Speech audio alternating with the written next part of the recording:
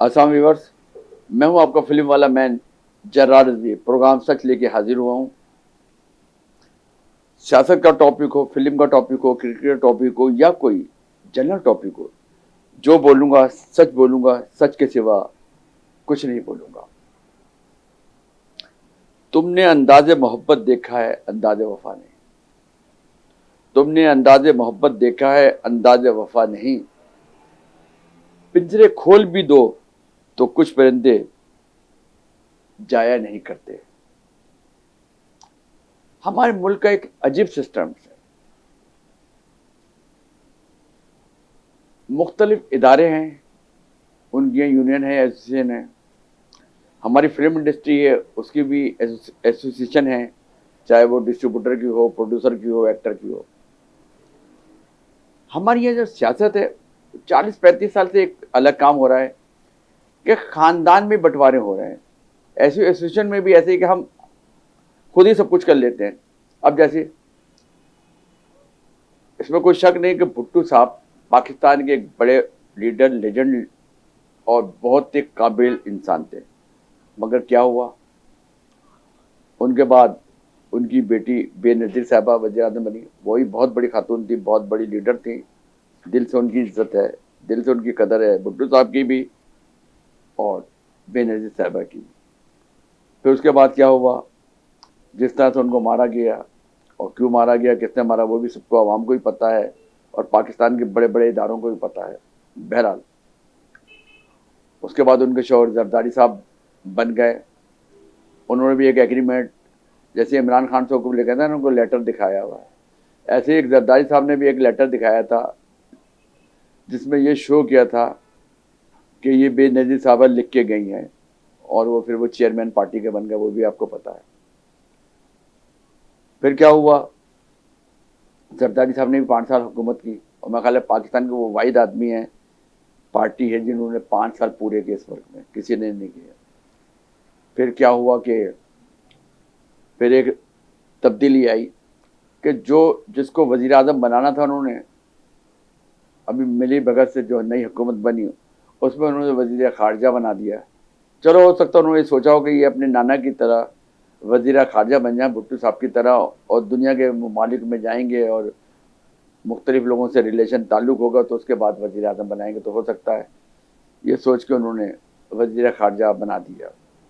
तो ये आपने देखा कि ये एक ही खानदान से चौथे में वजीर आजम तो बंदे बनने वजीर खारजा बन गए। ऐसे ही नवाज शरीफ साहब किस तरह से आए, गवर्नर जिलानी किस तरह से उनको लेके आए, फिर जनरल जिया वो किस तरह से लेके उनको आए, और आखिर नवाज शरीफ साहब ने भी 3 दफ़ा वजीर आजम बने। उनके भाई शहबाज शरीफ साहब वजीर आला पंजाब के बने और अब वो वजीर आजम हैं, और उनके साहबजादे वजीर आला पंजाब हैं, क्योंकि एक दिन वो भी वजीर आजम बनेंगे। नवाज शरीफ की साहबजादी मरियम औरंगजेब साहबा भी कभी वजीर आजम जरूर बनेंगी, जो ख्वाब देखा जा रहा है, जो प्लान किया जा रहा है। तो क्या ये दो खानदानी हुकूमतें करते रहेंगे इस मुल्क में? 35-40 साल से हो रहा है। क्या कोई इस मुल्क में कोई गरीब वजीर आजम नहीं होगा? वैसे तो गरीब को भी, लियाकत अली खान को भी गोली मार के मार दिया गया था, क्योंकि उन्होंने एक, हमारे इस्टेब्लिशमेंट इदारे चाहते ही नहीं ना कोई गरीब आए। वो भी यही चाहते हैं वडेरे आए, चौधरी आए, सनतकार आए। गरीब का बच्चा इस मुल्क में कभी वजीर आजम नहीं बन सकता, कभी गरीब नहीं बन सकता, क्योंकि इस मुल्क में बिरादरीज़म का सिस्टम है। चाहे आप सियासत करें तो बिरादरीज़म, चाहे फिल्में बनाएं तो बिरादरीज़म पे बनाएं, एसोसिएशन बनाएं, चेयरमैन तो बने खुद बन जाएं या अपने किसी आदमी को बना दें। चाहे आप फिल्म एक्टर एसोसिएशन बने तो खुद चेयरमैन बन जाएं, डिस्ट्रीब्यूशन के चेयरमैन हो तो खुद बन जाएं, प्रोड्यूसर एसोसिएशन के हो तो चेयरमैन बन जाएं। अच्छा, चेयरमैन भी वो लोग बनते हैं जिनका कोई ना कोई बिजनेस है। हम अमजद रशीद साहब हैं, अच्छे हैं, बुरे नहीं हैं, मगर क्या उनका कारोबार बिजनेस है आयल घी का? तो वो फिल्म की वहाँ क्या बात करेंगे, वो तो बात करेंगे कि उनका घी ऑयल जो है इम्पोर्ट हो, तो क्या फिल्म की बात करेंगे। देखें, फिल्म का प्रोड्यूसर एसोसिएशन के चेयरमैन हो, डिस्ट्रीब्यूशन का चेयरमैन हो, या एक्टर का हो एसोसिएशन का चेयरमैन, या राइटर का हो, डायरेक्टर हो, वो जो सिर्फ फिल्म का काम करता हो और फिल्म से ताल्लुक हो। आप बिजनेसमैन को लगाएंगे तो वो अपने बिजनेस के बारे में वहां सोचेगा, फिल्म का नहीं सोचेगा।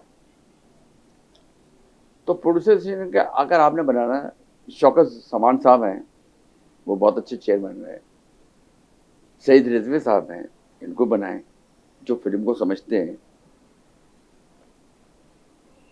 ऐसा तो सेलाडो साहब तो है, उनका भी बिजनेस है, उन्होंने फिल्में बनाई हैं। शहजाद रफीक साहब, मैं समझता हूँ जो पढ़े लिखे और जो फिल्म को ज़्यादा समझते हैं, बनाना उनको चाहिए चेयरमैन, चाहे आप प्रोड्यूसर के बनाएं या डिस्ट्रीब्यूशन का बनाएं, जो फिल्म से ज़्यादा मुंसलिक हो, जो फिल्में बना रहा हो या बनाता रहा हो। अगर आप बिजनेसमैनों को बनाएंगे तो वो वहाँ जाके गवर्नमेंट इदारों में सिर्फ बिजनेस की बात करेंगे, फिल्म की नहीं करेंगे। क्या ख्याल है आपका?